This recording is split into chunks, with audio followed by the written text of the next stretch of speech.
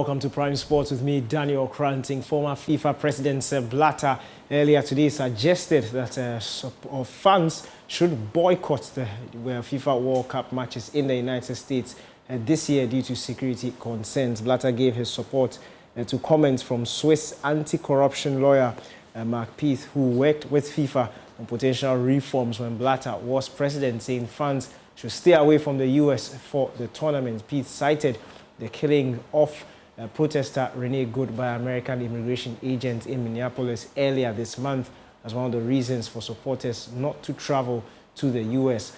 Blatter's endorsement of Pete's comments come in the wake of the death of a second US citizen, Alex Pretty, last weekend. The FIFA World Cup is due to be hosted in the United States of America, Canada, and Mexico from 11 June to 19th July. Blatter stepped down as FIFA president in 2015 amid several scandals and was replaced by Gianni Infantino, who has forged close ties with American President Donald Trump. Blatter and former UEFA chief Michel Platini were last year acquitted, definitely on charges, and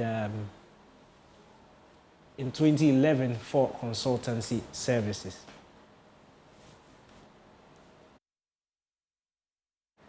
Now moving on, the 2026 Joy FM Big Workout will take place at University of Ghana Stadium Car Park on Saturday, 31st January, bringing together corporate Ghana and public for the high-energy morning of fitness, health, and renewal after weeks of a festive indulgence and well-earned rest. The new year presents an opportunity to reset. It's an opportunity to exercise and network. Participation is free. To register, call or WhatsApp 0549-126905. Activities will begin early, with participants assembling at 5 a.m. at the University of Ghana Stadium for a health walk designed to energize both body and mind.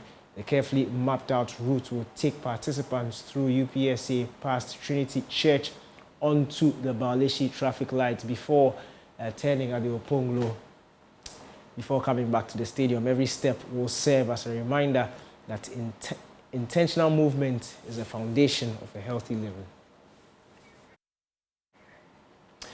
Now, Kumasi Asante Kotoko head coach Karim Zito has reiterated his belief that the Porcupine Warriors are still firmly in the title race.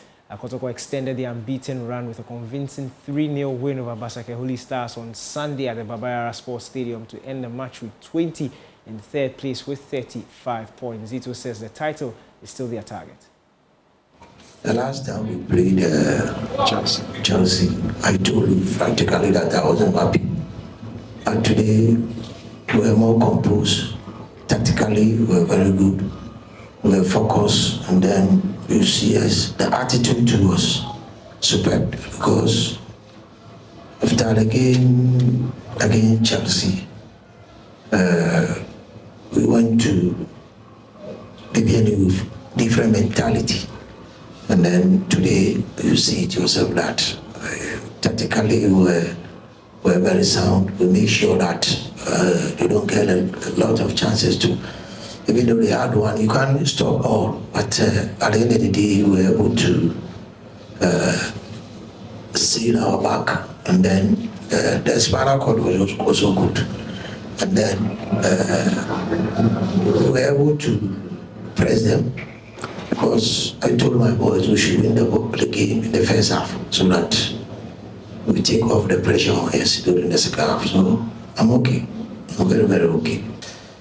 As a coach, you don't have to give up at all. Whatever the situation, you have to fight hard and then achieve. And then we are okay. When you look at the setup, the tactical play, the approach, and the discipline on the front by the players was superb. We have increased the tempo of the training to the higher level, because after this, there's no opportunity again. You understand me? So we have to go all out in it. It's hard work. You are playing your next game against your own friend, Bashir. Yes. Yes. Your last away matches, 5 away matches, you have only 1 win. It means very poor on the away travel. You can't import to me here. As in, you have 1 win in the last 5. So you are not encouraging people. I don't know. Do you want to tell me? I don't know. I just want to let you know that your team is not performing so well in your last 5 away matches. That's why I want you to know it. 5 away matches continuously? Yes, you have only... I lost all? No, like 1 win within the 5 games. How many draws? How many draws? I think 1 draw, 3 defeats. 1 draw, 3 defeats. Yeah. It wasn't continuously. Go back. No, I didn't say continuously. I said so there was in between. So it is 2 continuous defeats, 1 draw. With the defeat, I beat 11 Wonders. Yeah. Meanwhile, Hearts of Oak head coach Didi Dramani has underlined the importance of maintaining high standards, insisting his players must not become comfortable even after delivering their most dominant display of the season against 11 Wonders.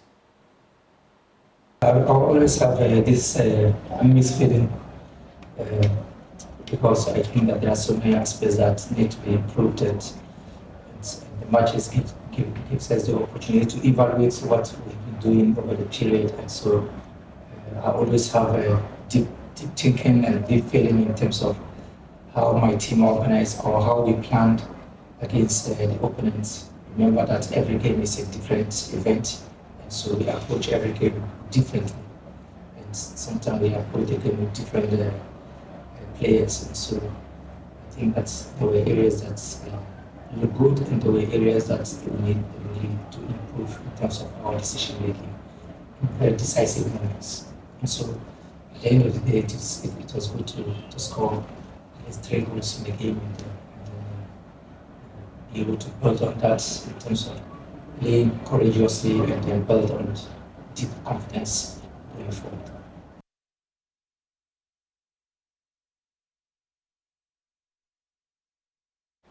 Manchester United registered back-to-back wins in the Premier League under new manager Michael Carrick over the weekend, beating Arsenal by 3 goals to 2.